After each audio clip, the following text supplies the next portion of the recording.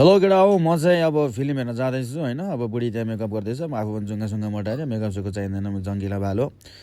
अब बुढी र म चाहिँ अब हाँस्यौँ एकअर्कालाई, कस्तो किरा रहेछ भन्दै चाहिँ बुढीले है। अब कमेन्टमा त भन्छन्, अब बुढीले पनि भने जस्तो लाग्यो मनमा।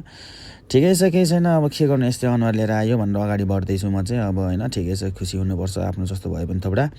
अनि बिचरा मेरो छोरोलाई एकदम गाह्रो भइरहेछ। बाबामा फिल्म हेर्न जाँदैछ, मलाई पनि लगन भन्दैछ। बिचरा एकदमै सेन्टी हुन्छ, यसलाई काहीँ लगेन भने चाहिँ।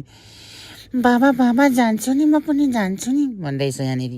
बाबा गर्दैछ। ह्याट छिङ, तँलाई बुझ्दिनस् त म चाहिँ फिल्म तँ बस कालीको चाड्दै बस भनेर हामीले चाहिँ यसलाई यहीँ छोड्ने निर्णय गरेको छौँ। र अब हामीले इन्ड्राइभ बोलाएको छौँ, इन्ड्राइभ पनि आयो, गाडीभित्र चढ्यौँ हामी दुईजना, सुई गयौँ। अब इभी गाडी हो, हल्का रिङ्गटा लाग्दो रहेछ हामीलाई चाहिँ भित्र बस्दाखेरि। अनि अब ट्याक्सी ड्राइभर दाइलाई यसो हल्का सोध्दैछु म चाहिँ कसरी गाडी कुदाउने भनेर, भर्खर सिक्दैछु नि त। बुढीले क्यामेरा खोसिहाली, अब देखाउन थाली अरे आफ्नो पारा। ल म पनि ठिकै छ बुढी, दामी देखेछ, ओभर देखेछ, अति देखेछ, ओपी भन्नै पऱ्यो नि त, मारिहाल्छ। फाइनली हामी भाटबडी पुग्यौँ। भाटबडी पुगिसके पछाडि चाहिँ अब हामीले चाहिँ रश्मिको बुढीलाई नै पर्खिरहेको हुन्छौँ है। अनि अब लिफ्ट चढेर अब माथि फ्लोर कति फ्लोर हो भनेर थाहा छैन, अब एकअर्कासँग सोच्दैछौँ। ठिकै छ जाउँला भनेर भनियो, बुढीले पनि भनी। ल ठिक छ माथि चढौँ भनेर अब माथि चढ्दैछौँ। अनि फिल्म हलमा पुग्यो, तर यहाँ दुईजना बाहुन्सर साथीनीहरूले चाहिँ, साथी र साथीनीले चाहिँ टिकट नभइजान दिँदैन रहेछ। त्यही भएर यसो बोर्डसोर्डमा यसो पोचसोच दिए, एकछिन बसेँ। अनि फाइनल्ली गैडा भाइ चाहिँ 1 घन्टा पछि आयो। 1 घन्टा पछि आइसके पछाडि यहाँ फेरि के भयो भन्दाखेरि, बाहुन्सरले चाहिँ रणमती सर मेरो क्यामेरा लगेर मोबाइलबाट खिच्नु पऱ्यो। यही मोबाइलबाट खिचेँ, बुढीभित्र पुग्यो। खानाको लाइन देखेर मोटे भाइ ताजा त खाना पाइँदैन क्या हो यार भन्दैछ मोटे भाइ। होइन भाइ टेन्सन नलिऊ, म जसरी तिमीलाई खुवाउँछु भने। त्यस पछाडि हामी गयौँ, अर्डर सडर गऱ्यौँ। हामी 4 जना गएर अर्डर सडर लिएपछि टक्क यहाँको इन्भाइरोमेन्ट यस्तो भयो।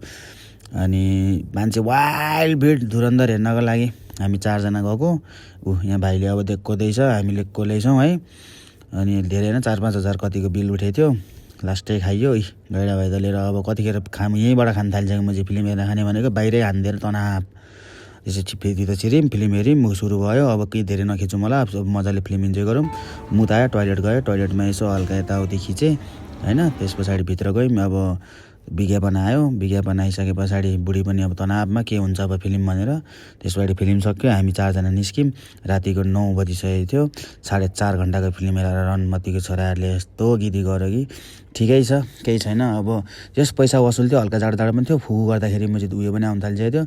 अनि अब बुढीलाई कस्तो छ फिल्म भनेको, एकदमै राम्रो छ बुढा, एकदमै राम्रो छ, दामी सडै भनिन् बुढीले पनि। त्यस पछाडि हामी निस्किँदैछौँ, गैडा र बहिनी पनि निस्केका छन्। त्यस पछाडि हामी भात खान गयौँ। भात खान गइसकेपछि बुढी र म एकअर्कालाई हेरेर अब घर जानुपर्छ, कुकुरहरूको पनि याद आयो भनेर बसिरहेछौँ। त्यसपछि